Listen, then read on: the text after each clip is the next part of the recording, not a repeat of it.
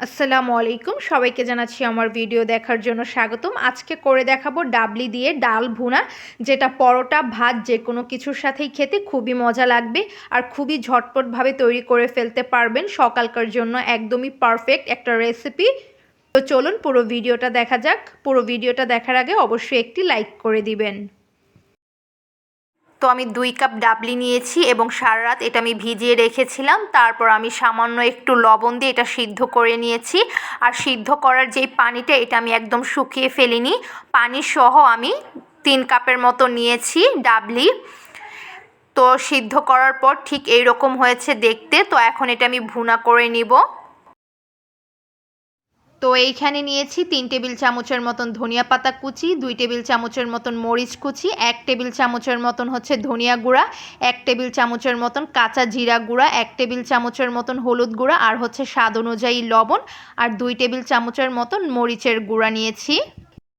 তো একটা ফ্রাই প্যানের মধ্যে আমি 3 টেবিল চামচের মতন সয়াবিন তেল গরম হতে দিয়েছিলাম। তেলটা গরম হয়ে আসলে আমি এর মধ্যে পেঁয়াজ দিয়ে দিয়েছি। পেঁয়াজটা আমি হালকা একটু ভেজে নিব। পেঁয়াজটা ভাজা হয়ে গেলে এর মধ্যে আমি পানি অ্যাড করব। তো এখানে আমার পেঁয়াজটা ভাজা হয়ে গেছে। এখন এর মধ্যে 1/4 কাপের মতন আমি পানি দিয়ে দিচ্ছি।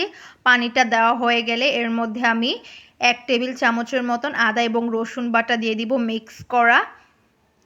তো আমি যেই মশলাগুলো দেখিয়েছিলাম সেই মশলাগুলো আমি এর মধ্যে দিয়ে দিব। তারপর এটা আমি ভালো মতো কষিয়ে নিব। মশলাটা আপনি যত ভালো করে কষাবেন রান্নাটা ততই বেশি মজা হবে। আর যেই মশলার গন্ধটা থাকে সেইটা চলে যাবে। আর অবশ্যই আপনারা লবণটা চেক করে নেবেন। তো এই পর্যায়ে আমি আরেকটু পানি দিয়ে এটা ভালো মতো কষিয়ে নিব। আর এখন এর মধ্যে কিছুই দিতে হবে না।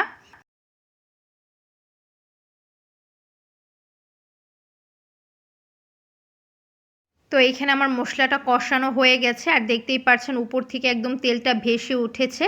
তখনই বুঝে যাবেন যে মশলাটা কষানো হয়ে গেছে। আর মশলাটা একটু সময় ধরে কষাবেন, তাহলে দেখবেন রান্নার টেস্টটা অনেকটাই বেড়ে যাবে।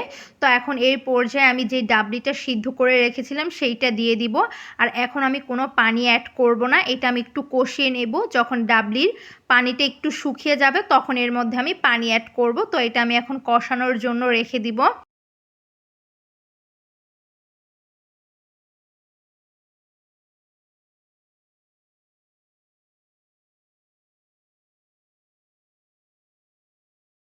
তো আমার পানিটা একটু শুকিয়ে এসেছে। এখন এর মধ্যে আমি 2টা কাঁচামরিচ ফালি দিয়ে দিচ্ছি।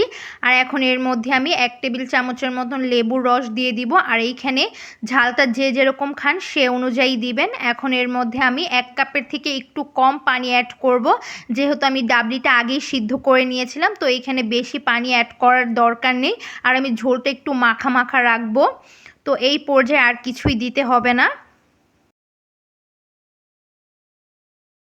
তো আমার ডালটা রান্না একদমই কমপ্লিট। তো এখন এর মধ্যে আমি দিয়ে দিচ্ছি ধনিয়া পাতা কুচি। তো ধনিয়া পাতা কুচি দেওয়ার পর এটা আমি আর 1 মিনিটের মতন রাখবো। তারপর এটা আমি নামিয়ে ফেলবো। আর একদম লো হিটে রাখতে হবে। আর ঝোলটা আমি ঠিক এইরকমই রাখবো। তো আমার ডাল রান্না একদমই হয়ে গেছে আর খুবই ঝটপটভাবে এটা হয়ে যায়। তো অবশ্যই বাসায় ট্রাই করবেন। আর এই ভিডিওটা ভালো লেগে থাকলে অবশ্যই একটি লাইক করে দিবেন।